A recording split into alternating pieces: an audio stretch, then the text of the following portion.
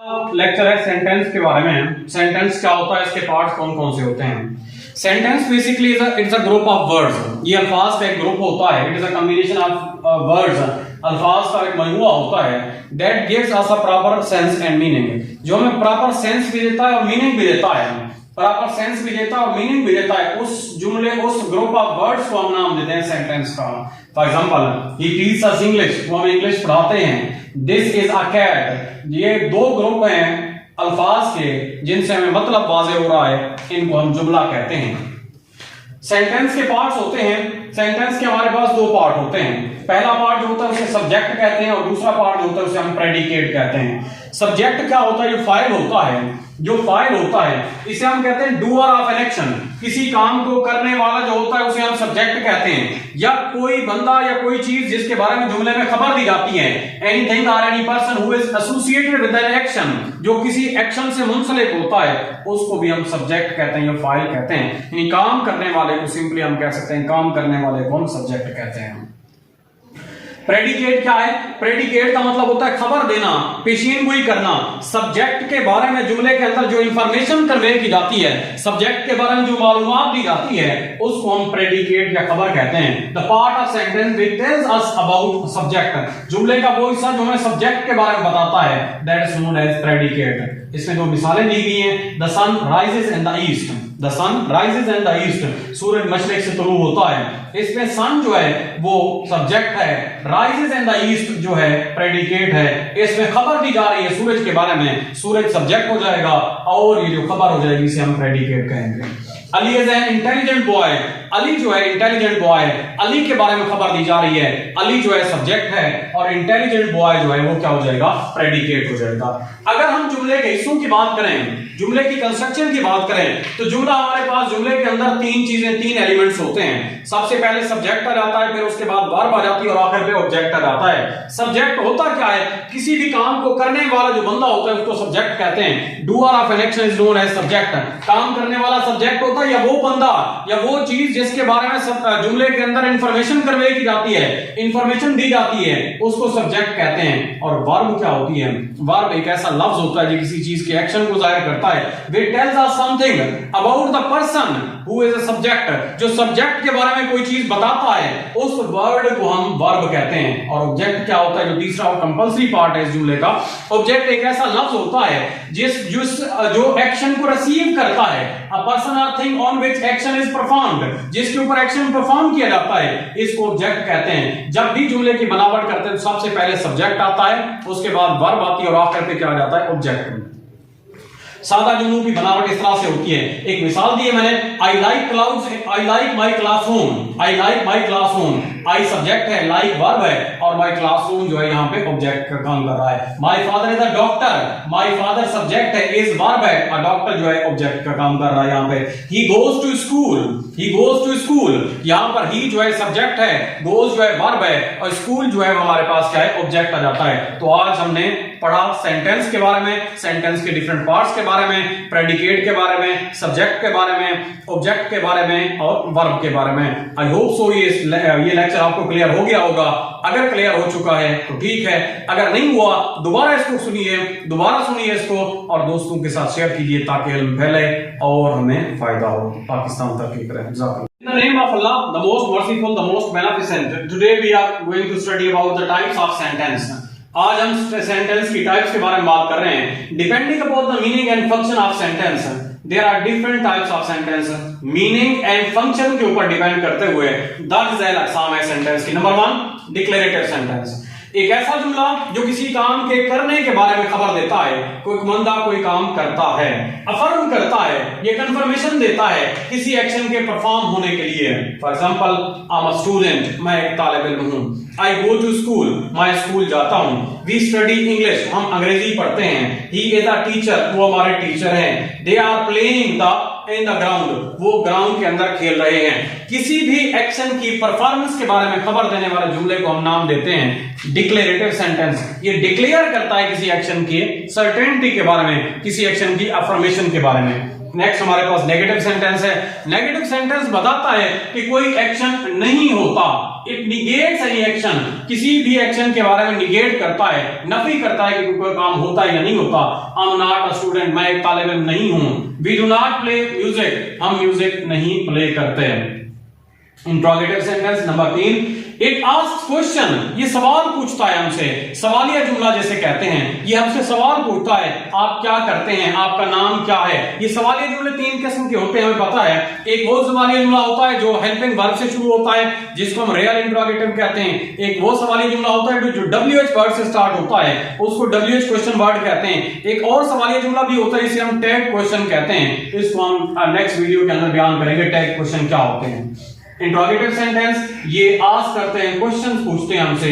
M I a student, verb पहले लगाते हैं, हेल्पिंग वर्ब पहले लगाते हैं, आखिर पे सवाल निशान आता है। एम आई अ स्टूडेंट, क्या मैं तालिब इल्म हूं। डू वी प्ले म्यूजिक, क्या हम म्यूजिक प्ले करते हैं।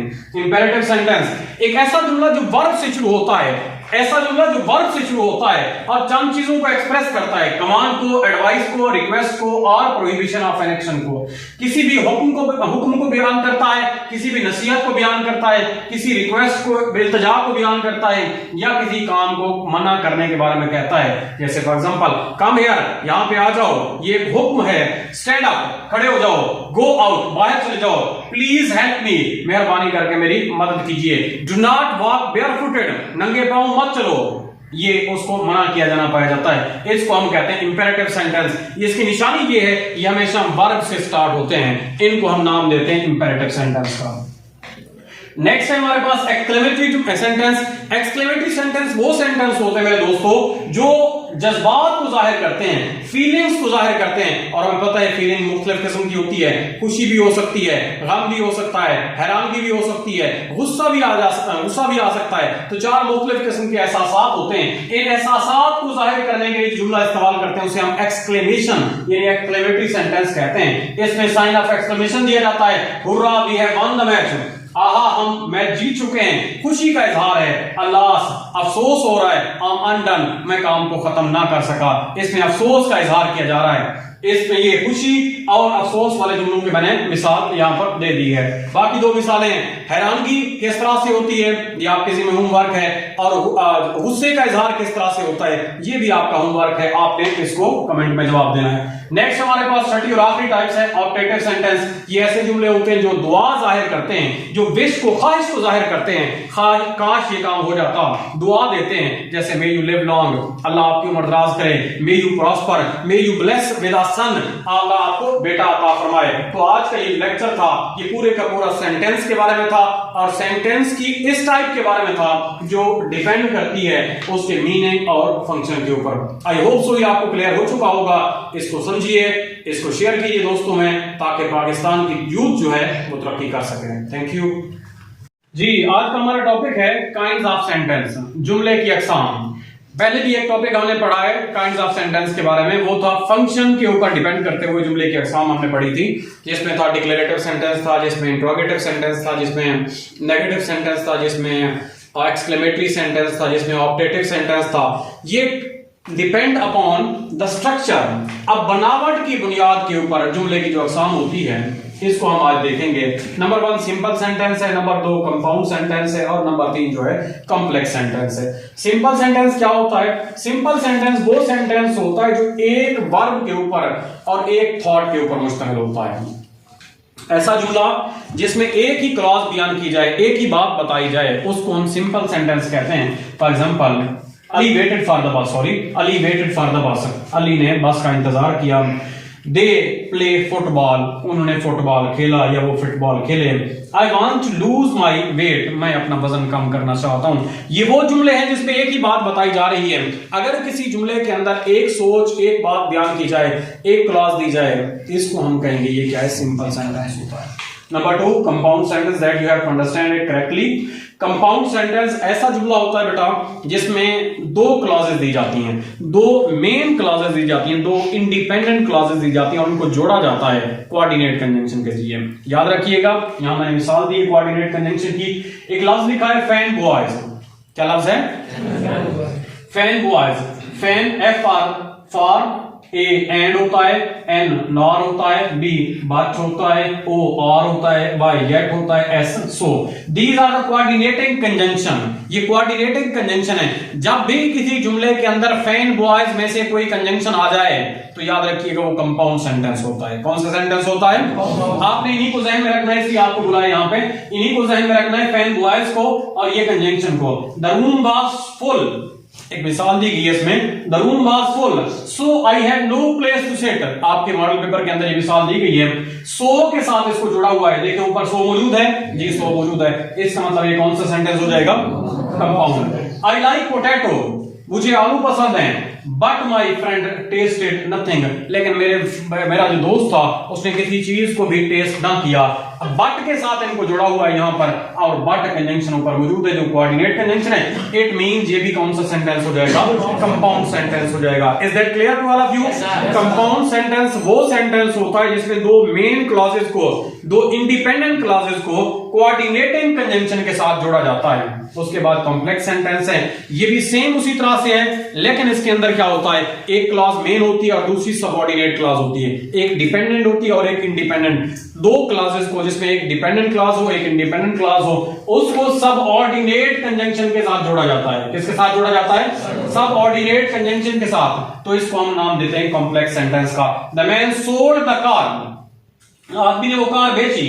That he purchase last month, that he purchase last month, ये जो है हमारे पास दैट जो है यहाँ पर ये एक ऐसी कंजंक्शन है जो सबऑर्डिनेटिंग कंजंक्शन है, इसलिए इसको हम नाम देंगे कॉम्प्लेक्स सेंटेंस का। किसका नाम देंगे? कॉम्प्लेक्स सेंटेंस का। आई होप सो टॉपिक आपको क्लियर हो चुका होगा। दोबारा एक क्विक रिवीजन मैं देता हूं कि सेंटेंस की टाइप्स हमने पढ़ी स्ट्रक्चर की बुनियाद के ऊपर। सेंटेंस की स्ट्रक्चर के ऊपर डिपेंड करते हुए, स्ट्रक्चर के ऊपर डिपेंड करते हुए सेंटेंस की तीन टाइप्स हैं, सिंपल, कंपाउंड और कॉम्प्लेक्स। सिंपल सिर्फ एक ही बात बताई जाती है, मेन क्लॉज होती है, वो एक ही बात होती है, उसको सिंपल सेंटेंस कहते हैं। कंपाउंड में दो क्लॉजेस होती हैं, मेन क्लॉजेस होती हैं, दोनों इंडिपेंडेंट होती हैं, उनको कोऑर्डिनेट कंजंक्शन के साथ जोड़ा जाता है। कॉम्प्लेक्स एक मेन क्लॉज होती है, एक सबऑर्डिनेट क्लॉज होती है, एक डिपेंडेंट होती है, दूसरी इंडिपेंडेंट होती है, और उन दोनों को जोड़ा होता है सबऑर्डिनेट कंजंक्शन के साथ। इसको हम नाम देते हैं इसका complex sentence. I hope so topic clear हो चुका होगा।